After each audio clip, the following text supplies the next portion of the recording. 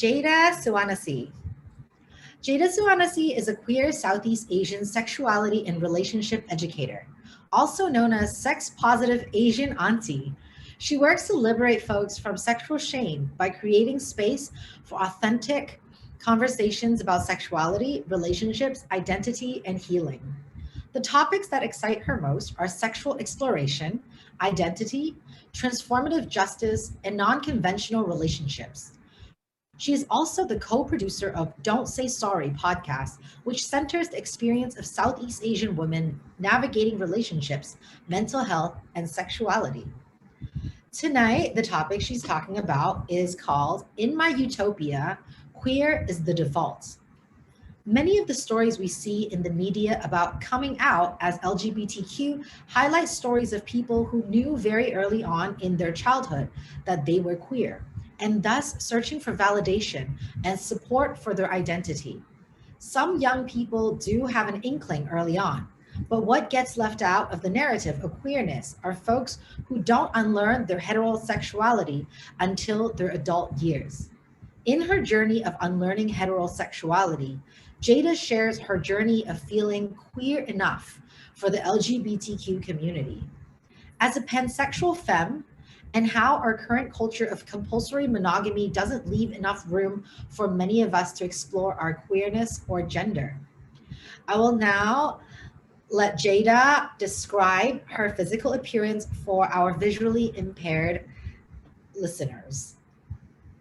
Thank you. Thank you, Madam Rouge, for that introduction. I'm just so inspired by listening to the other speakers right now, and honestly really thankful to hear experiences that don't center the Western world. So for those of you who don't know, I am Thai American.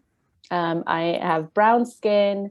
My ancestry is Thai. I have black hair with green streaks in it, and I'm wearing a green kind of turtleneck tank top. But I live in California. And so, and I've grown up in California all my life. And so I think that kind of shapes how I have experienced and learned queerness as well. Yeah, so thank you all for being here. Yes, now please take it away for us. Awesome. The first time I slept with a woman, she asked me, "What are you into?" It felt like a loaded question. Like she needed to confirm what was about to happen between us. And she needed to hear me say that I was actually into women. I didn't really answer her question. I told her the truth that I knew at the time. I don't know. And then I kissed her. When I was 26 years old, I went to my first queer party. Not a gay party with like slender, perfect looking cis gay men. I had been to the Castro plenty of times before this. I mean, actual queer people, a party for queer folks across multiple identities on the spectrum. This friend of a friend approached me and yelled over the loud music asking, "Are you queer? Are you queer?" I immediately felt like an imposter, like I wasn't supposed to be there and that I must be giving off some heterosexual pheromones with my clothing or my hair, because why would someone even ask me, "Are you queer?" It felt like asking me if I really belong there, or if I was just another straight girl looking to avoid the overzealous men at the straight bar down the street. I became friends with that person later who asked me that question, "Are you queer?" After learning about her very direct communication style, I realized she wasn't just asking me if I was queer. She was asking me, "Can I trust you? Can you understand my identities? Do I have to explain who I am around you? Or are you just another straight person who doesn't understand the complexity that comes with saying, I am queer?" The thing is, when she first asked me at that queer party, I wasn't ready to say, yes, I am queer. I didn't understand the magic and expansiveness of being queer yet. here I was, 26, 27 years old, having dated mostly straight men and questioning my right to exist, questioning if I was queer enough. As if queerness is something that's determined by the people you have sex with. But that's exactly what I was told growing up. I only knew of stories of people saying, I knew I was gay when I was 5 years old and I liked the boy in my class. Or I knew I was gay because I wanted to wear dresses. Even today, as we celebrate Pride Month around the world, we continue to hear stories from young people coming out as queer. And I feel so fortunate to witness the shifts in our culture. But I can't help but ask, what if the goal isn't to prove our queerness? What if my queerness isn't validated by who I'm sleeping with at the moment? What if the movement towards creating a queer utopia isn't about creating a separate planet for all the queers to live on, which honestly still sounds kind of great. What if the stories we told about queerness were about unlearning our compulsory heterosexuality?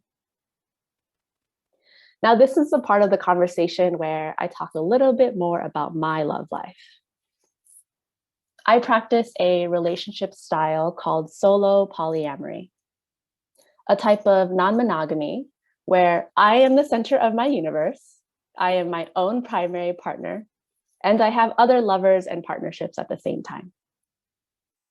My orientation towards non-monogamy is important for this conversation because once I was able to let go of the rigid expectations of monogamy culture, you know, that thing where you spend the rest of your life trying to find your like one true love because only one person in the world could actually love you. Or maybe, you know, that serial monogamy pattern where you date someone for a long time and then it doesn't work out because naturally not every relationship works out. So you go back to being single and then you try and find another person that you think is also the one. And then you keep repeating that pattern until finally, one day, one of those relationships leads to moving in together, getting engaged, getting married, and having children. You're all familiar with this pattern, right? This script of romantic relationships is pretty unavoidable. It's what those of us in the non-monogamous community call compulsory monogamy, because we go through this pattern of relationships without actually thinking about it. This pattern is so normalized in our culture, in television, in movies, in love songs, or maybe like every time you see your aunties and they ask you why you're not already married and have kids. Maybe that's just my experience. But at some point, I stopped following that social script. I stopped believing that I had to maintain one relationship in order for my life to be fulfilled. I stopped believing that my happiness was determined by some outside person. And most importantly, I started unlearning every single thing I was taught about who I loved and what it meant to be in a relationship. Not only has practicing non-monogamy helped me live my life on my own terms, it also allows me to experience my pansexuality without restriction.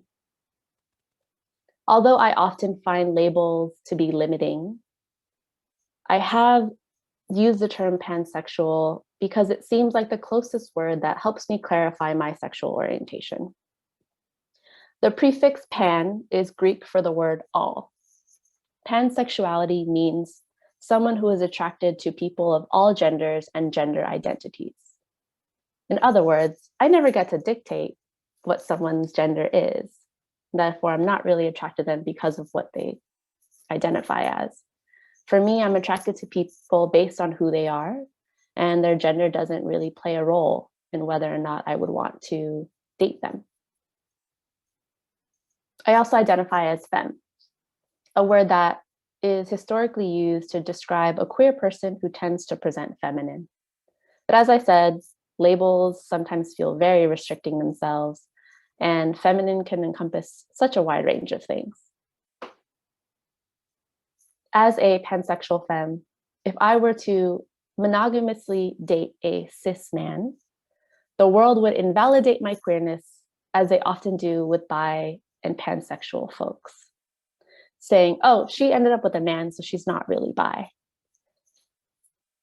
If I were to date, on the flip side, if I were to date a monogamous or monogamously date a woman, the same binary way of looking at relationships would also exist. And my queerness would only be validated because I happen to be seeing someone of the same gender.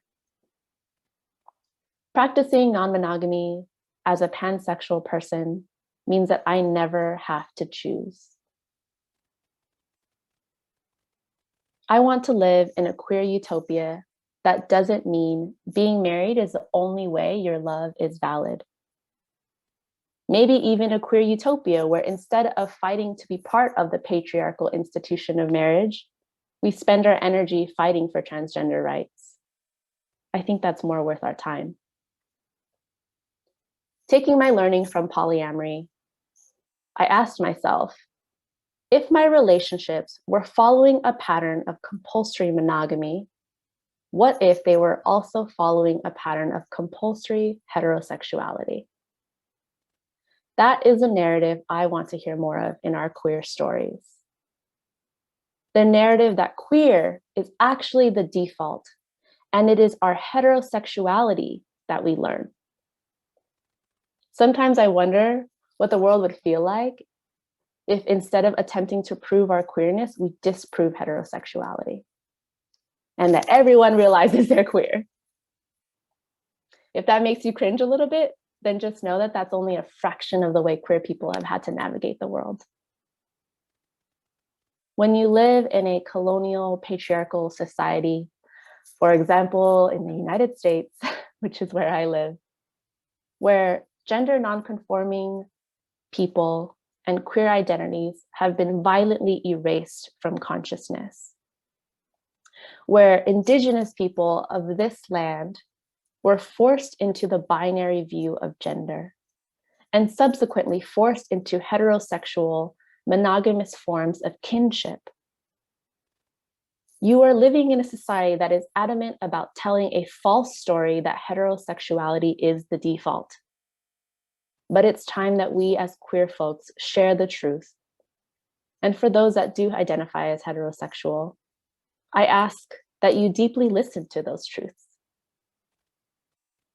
No matter how much anti-LGBTQ legislation they create, how much they prevent trans folks from the healthcare they deserve, no matter how much they erase the stories of cultures across the world that have honored the fullness of gender expression, queer people have always existed and queer people have always been enough. Thank you. Thank you so much for that sharing, Jayda. Now the floor is open for questions. You can unmute yourself and ask Jayda directly, or you can also send them in the group chat, direct message me or to everyone, and I will ask her for you. I have one question.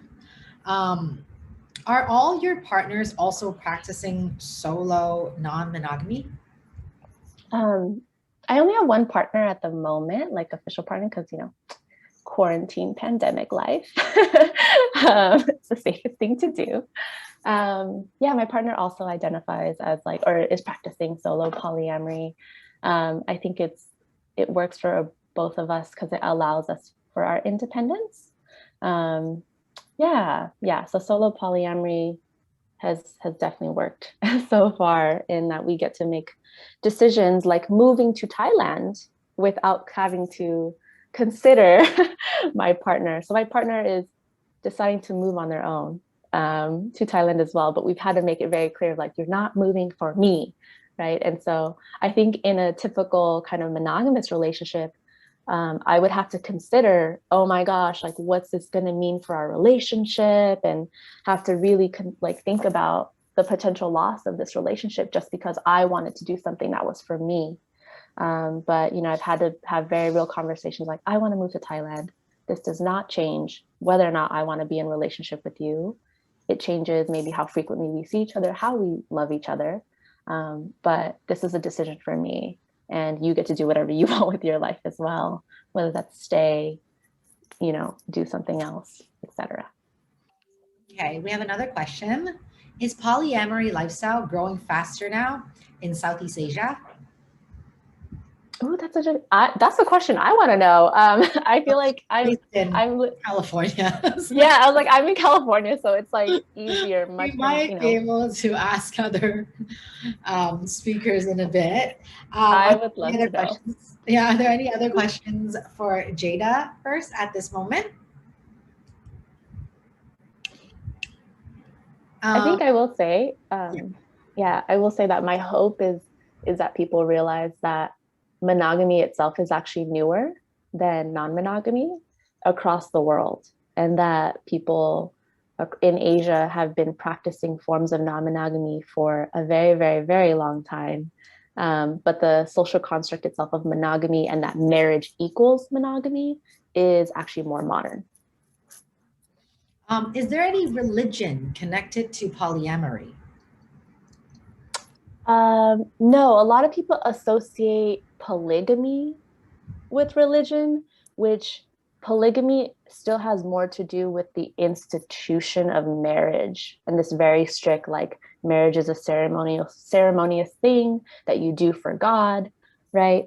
So even some polygamists don't like polyamorous people because polyamorous sometimes are too like radical. Like, no, we don't want everyone to have multiple partners. We just want one man to have multiple wives. And so it's still like this kind of patriarchal view.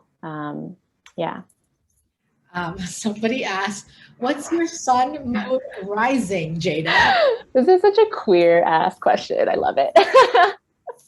So good. I am a Sagittarius sun, a Libra moon, and a Virgo rising. Yes, with a little Scorpio cusp. But He said, wow. I want to know what that means. Message me after. Okay. Any other questions for Jayda? So if you think of other questions, you can directly message her or message us in the group chat and she can respond to you. But before you leave, I actually have a question for all the presenters. So this question is, okay, wait a second. Okay, so what gave them, or where do they get the courage to put themselves out there to speak up and out for the community? So maybe Jayda can answer that first. Yeah. One of the first questions that RT received was like, how do you deal with the anger? Right. And I think, when I was kind of thinking about that question, I was like, I'm angry all the time. Like, living in this world, in the body that we have, in the identities that we carry, I'm angry constantly. And I think when you get to a place where you know how to channel that anger healthy, it becomes using your voice. It becomes using your voice in a way to help people understand why you're angry, right? Of where that anger and frustration is rooted in. And so it's really less about courage and more about like, I need y'all to know. Like, I need you to know what the experience is for me. So, yeah. And maybe we can hear Elijah answer that same question. If you can unmute yourself. Thank you. Right. So, I mean, existing as a queer person now, it's so like exhausting, not because of like being queer inherently isn't exhausting, but because of the systemic like discrimination or like social cultural discrimination, that kind of stuff. It makes being queer so exhausting. And if I'm experiencing this exhaustion now, imagine how much worse it would be if we remain at status quo and these become more deeply rooted. Like, how are the future generations of queer people going to deal with this? So it's kind of like, right now I have the capacity I have the privilege to be out. And I don't know, I'm like seeing how the world is today. I've been pretty unfazed by what could hit me. So like, okay, if you want to throw me in jail, fine, yeah, whatever. Like I'll just take that, and I'm gonna like do whatever I can to make sure that as far as possible, the people who exist right now don't have to suffer so much. And I think even more importantly, so like the generations to come wouldn't have to fight as hard as we are right now, that there would be a greater level of equity where people can just be, and like really just have that utopia come around, when that utopia is really just like basic human decency existing, right? Yeah, so I guess that I'm motivated by the hope of a better future for people who exist right now and people who are going to exist in the future. Yeah. Thank you. And Artie, would you like to speak up? Yeah, I kind of echo what Jayda said. I'm always angry. I'm like the Hulk, it's just you gotta learn to channel it. And that's what I have had to learn to do the hard way, because in the beginning everything was just so infuriating. It still is, but this is a way for me to be able to really appropriately talk about all of these issues. And same thing, echoing Elijah, just wanting to see and wanting to leave the country and like, I don't know, just like the communities I'm in a better place from when I first joined, and just being able to serve and pay it forward, I guess, for everything that I have learned as well from so many amazing queer folk. Yeah. Thank you so much. Thank you all the speakers for your presentations. It's been wonderful. So Dr. Martha, are we going to do the fun activity first, or are we talking about sex toys first?